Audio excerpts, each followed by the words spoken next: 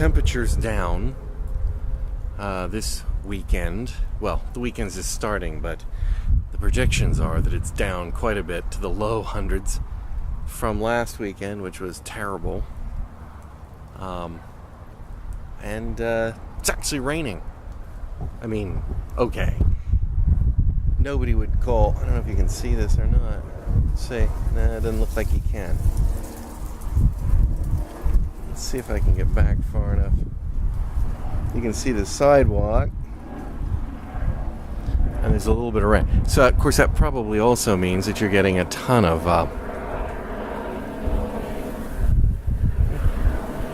helicopter.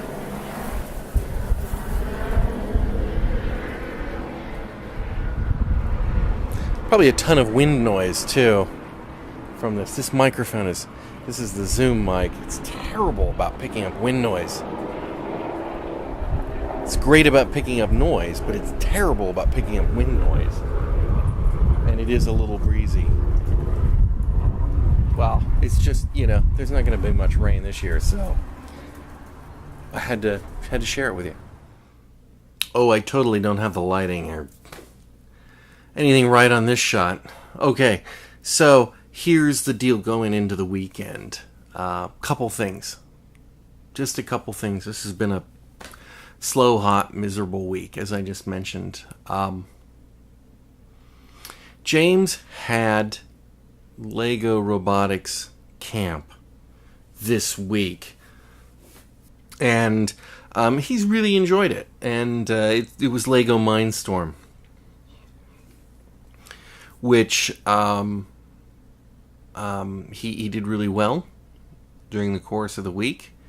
And they had a little expo at the end of the course, and we went and saw some of the stuff they were doing.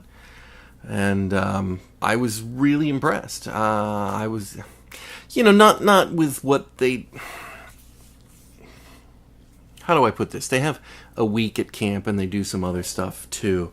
So not with the complexity of the programs that they were doing, because they were doing very, very simple robotics programs. Go forward, go backwards, detect wall kind of thing. The usual basic stuff. So first 5 days, I mean, you're not expecting him to program an industrial robot to assemble automobiles. But I saw him doing the programming, which is done in this sort of modular block programming language, and he was like ripping into it like I used to when I was a kid, except I had to type my code the old-fashioned way. And I was impressed. So I'll give you the story with the Lego Mindstorm. So a few years ago, before my dad died, I thought that Michelle was looking like maybe she'd be interested in this kind of stuff. And James was a little young, but I thought maybe he'd be interested in it too. And my dad was just stumped for what to get the kids for Christmas. And so I said, well, hey, why don't you get him a Lego Mindstorm 2? I'll take care of it. And getting it, and you pay for it, and it'll come from them. And I think they'll enjoy it. And they did. Don't get me wrong. I don't want this to sound like it. And then it was a dud gift. It wasn't a dud gift. They were working on it and they were enjoying it. Maybe not as gung-ho as I was when I was 13 and had a computer, but that's not surprising because that was several years ago, and Michelle was probably 10 and James would have been 7. And we still have it. Here is the brick, Mindstorm 2 brick. It's got a default robot assembled on it right at the moment, which I've never disassembled. So here's the problem. Lego Mindstorm 2, the programming was done in a Flash-based programming language. And, well, I'm not going to make any bones about it. They really screwed up. Lego really, really screwed up with this thing. They did not update the software, and it continued to only function at a certain level of Flash player. And as you know, Flash is a terrible piece of dog poo of a program, but beyond that, it has lots of security problems. And so if you aren't updating your Flash, you've got some problems. And so it was a balance. You could either keep the old version of Flash on the computer and run the Lego Mindstorm program, or you could update to a secure version of Flash. Unfortunately, Apple took this out of our hands, because at one point, one of the OS updates said, you can't even run Flash prior to X version, because it is just so insecure. And still Lego never bothered to update their Mindstorm program. And the reason is because they were working on their Mindstorm 3, which they redid the system, and isn't Flash-based. I think it's still based on some stupid thing like Silver Lake or something, but it's not Flash-based. It does work on modern Macs and PCs too, but who cares? They even have iOS programs, although I think those are relatively simple for calling them. Anyway, but it's expensive. Mindstorm is $350 for a kit, and I haven't, because the kids liked it but weren't blown away by it, I've been avoiding buying one. But James has really been going to it this week, and so his new Mindstorm will be here tomorrow. And so hopefully he continues on. I think, although I read, and long story short, but I read that the Brick 2 is compatible with the new software. So I'm hoping that when we get the new development system in and hooked up to a new brick, that I'll also be able to attach the old one, which is basically the computer. So and we have the old kit. The old kit has the motors, and the old kit has the sensors and all that stuff, and that's all compatible. So with luck, we'll have two bricks that we can use to program. We could even do battling robots then. We shall see. Weird week this week. I'm going to have to be doing a podcast at 11 o'clock tomorrow night because we're having some production crunch problems, and unfortunately, I'm having to work with my co-hosts overseas, and that's with a 7-8 hour time differential. It can be tough arranging times. So we're doing 11 o'clock, which is the latest I've ever done. And it's going to be like 7 in the morning for them in Wales. So this will be interesting. And I got a lot of work to do this weekend. Backups, patches down at the office. And we've got a Camp Quest training on Sunday. So basically, it sounds like a boring weekend where we're going to have a Mindstorm here, and I'm not going to have time to play with it. Sorry. James will have time to play with it, but I mean, I wasn't going to be playing with it. I mean, that's crazy. That's just crazy talk, right? Crazy.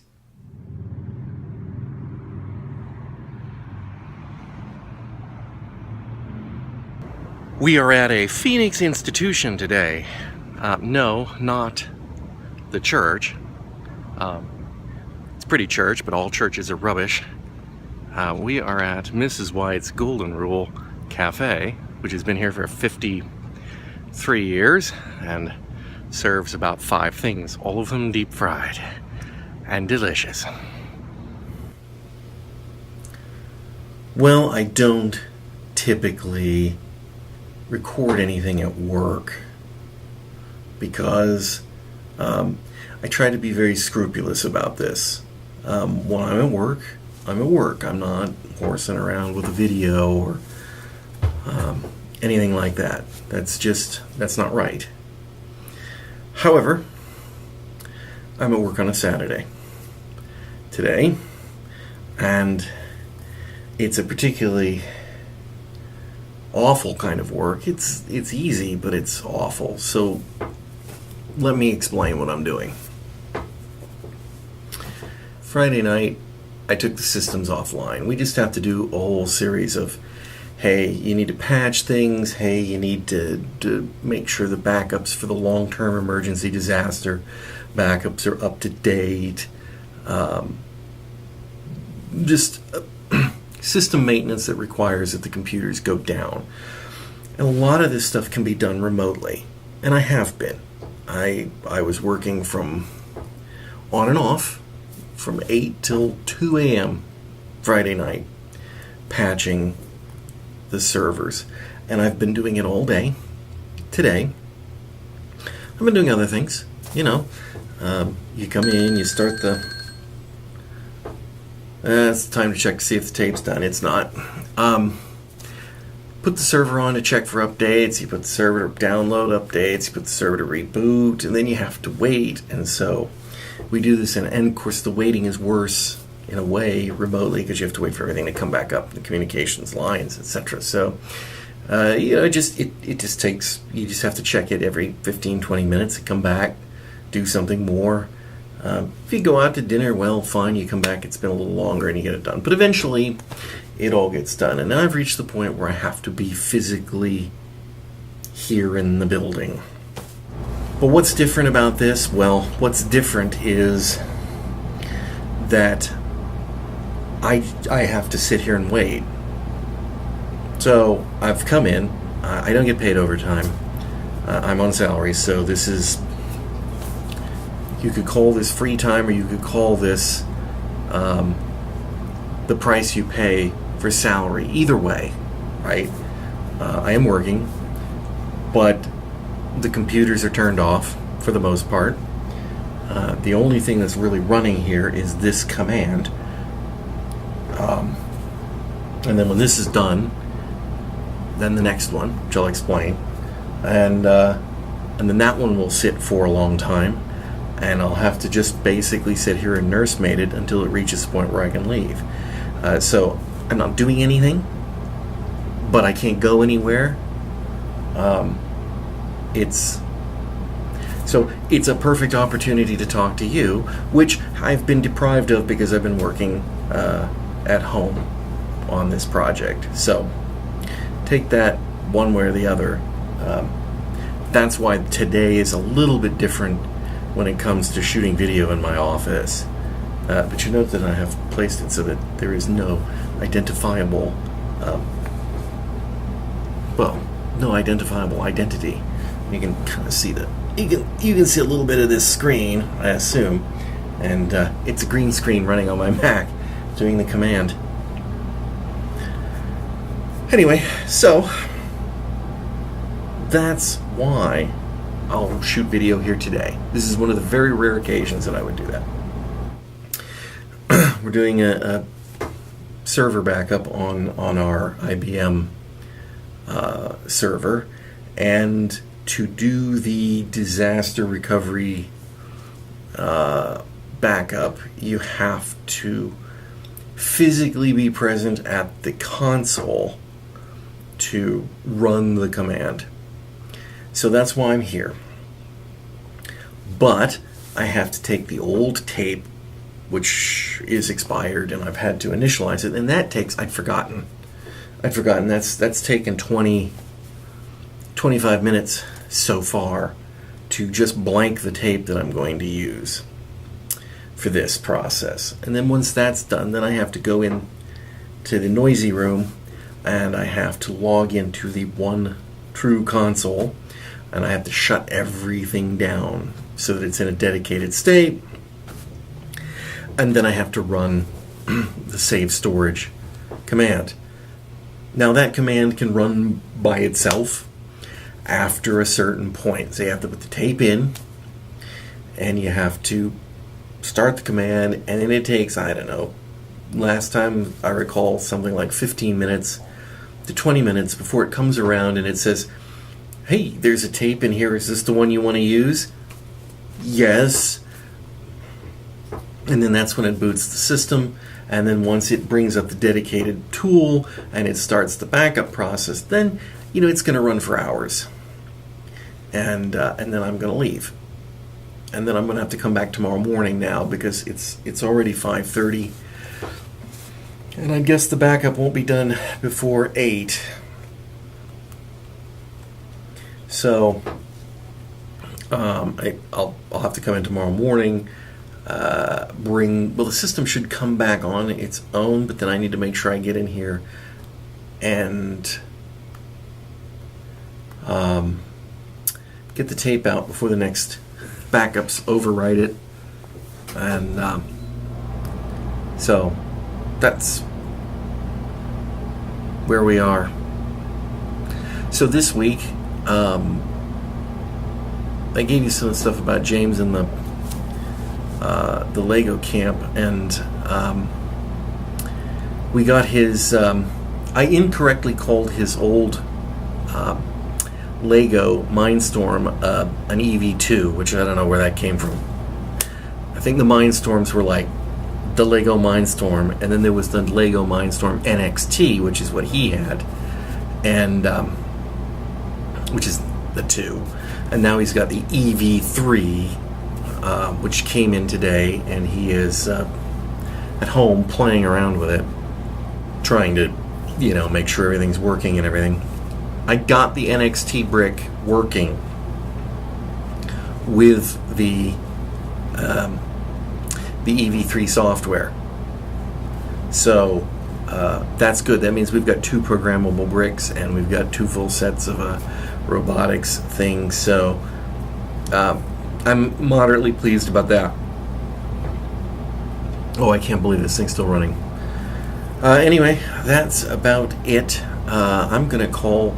Now I really am going to call this for the weekend, and I might pick up some more later if anything interesting happens tomorrow. But for now, remember, like, comment, and subscribe, and we'll see you next time. Ready, set. It needs to get sticky note and back. Go.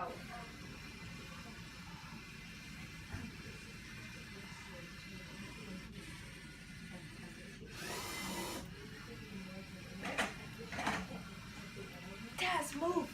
Move! Taz, unless you're planning to catch it if it goes wrong.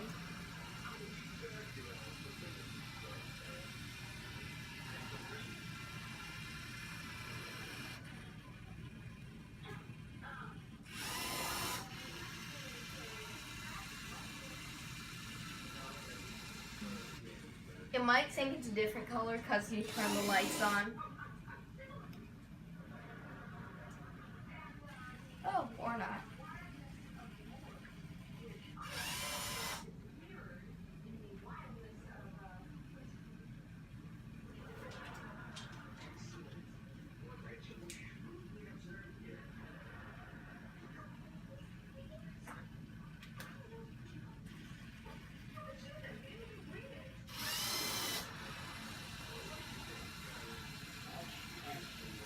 Keep going forward.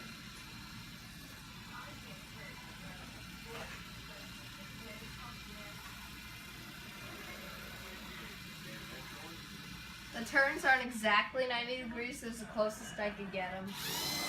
So they're a little off.